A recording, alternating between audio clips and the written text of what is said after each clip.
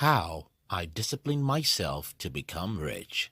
If you've been following this channel for a reasonable period, you might have heard me saying you have to give up something to get something. It's the truth. I discovered about 16 years ago, and since I discovered this truth, my life has never been the same. So, starting this video, I'll ask you to do something very simple. Take a sheet of paper or use your phone. Then write the 3 important things you want to achieve in the next 5 years. Now that you've written 3 top things you want to achieve, the next thing is for you to write 3 to 5 things you're willing to sacrifice for those things you want to achieve. Since most people will be watching this video on their mobile phones during some busy days, 99% of people can't possibly do the above exercise immediately. But you can do it later. If you do this exercise, you've done what most people in the world would never do their entire life. In my short difficult years on this planet, I have seen and met so many people, and the one thing I noticed again and again is that most people want to eat their cake and still have it. Most people want to make easy decisions and still have success. Most people want to do what is easy and still get a good result. Most people want to go to heaven, but they don't want to die.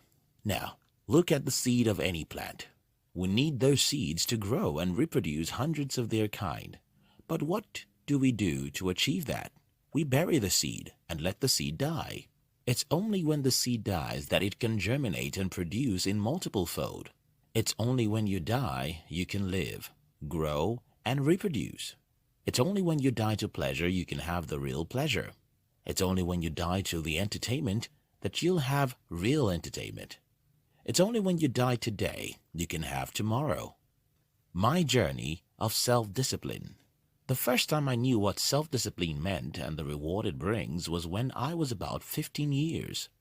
I was in secondary school, which most people call high school, and I was having a conversation with 2 of my friends about who would become the best student in our class. At this time, I was only one of the average students, and I thought that those kids who did well in school were simply using their brains better. Now, I was having a conversation with my friends about who will be the best students in our new class. For whatever reason, I announced to my friends that I will be the next genius of the class, and as expected, they didn't agree with me. One of them simply mentioned the name of the guy he thought would be the next champion. I left that informal meeting with holy anger and determination to do something. I got home and lied to my father that I needed money. Lying is a sin, but I didn't know that time. My parents gave me some amount, and I went to the bookstore to buy books. Don't be surprised that I had to lie to my father to get the money to buy books. He was a stingy man. I bought books on all of the most important subjects in my class, and I started waking up an hour or 2 before school to read. One day I woke up to read economics text and got to school. Then our economics teacher came into class to teach us a new chapter. Who can define the opportunity cost? She asked. After a moment of silence, I rose and defined the opportunity cost, which happened to be the very chapter I miraculously read a few hours ago. Good, my teacher said as the entire class clapped their hands for me. I looked back and saw that, for a moment, I was the hero of my class. I loved what it felt like to be hailed, and I would sacrifice anything to receive such applauses every day of my school days. And that exactly was my next goal. After the economics class, I started thinking about the whole thing. So the guys who had been leading our classes were thieves. So they secretly read and came to class to shine. So this is the secret. From that day, I kept using the same trick. I call it a trick because that was how I saw it then. I increased my self-discipline. I would wake up early to read after school instead of watching movies, and leave my parents home on weekends to go and read in a silent place. I became the best student in the commercial class, as we call it in my country. And since that time, I never attended any school without beating everyone in whatever class I found myself. I titled this video, How I Disciplined Myself to Become Rich, and then went on to tell you silly stories about my academic performance. How does that make sense? Just give me a minute, I'll show you the sense in my stories. Leopards can change their colors.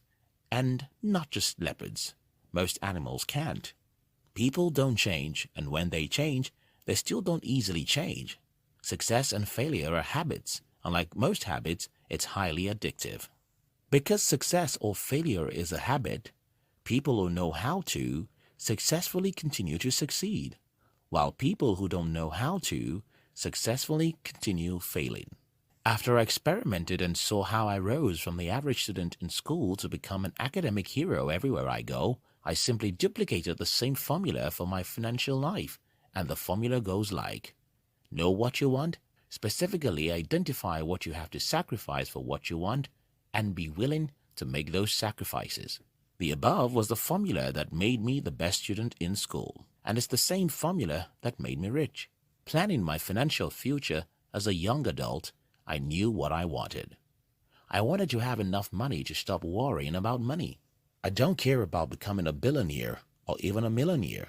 I just wanted to have a large enough cash flow to make me live a very comfortable life while doing what I truly love doing. After I identified what I wanted, then I chose my battles. I knew I would have to sacrifice many things, and I was willing to bury my body so that it can die, germinate, and reproduce. Starting in business, I gave myself a decade to make mistakes and fail. This sounds crazy, and I often doubt if I was the one who had such a mindset. How on earth would you decide to fight a battle for 10 years? How would you decide to go through the pains of failures, rejections, and poverty for 1 decade? I don't know, but that was my decision.